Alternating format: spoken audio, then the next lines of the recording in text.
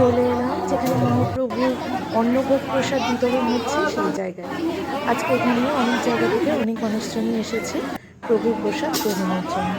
তো এখানে ভাত, ডাল, তরকারি, পায়েস, চাটনি, বিভিন্ন রকম খাওয়া দাওয়া সেরে প্রভুর কাছে যে মালসাটা আমি দিয়েছিলাম রাতুলের নামে, সেই মালসা প্রসাদটাও পেয়ে গেলাম। এবারে চলো বাড়িও চলে এলাম।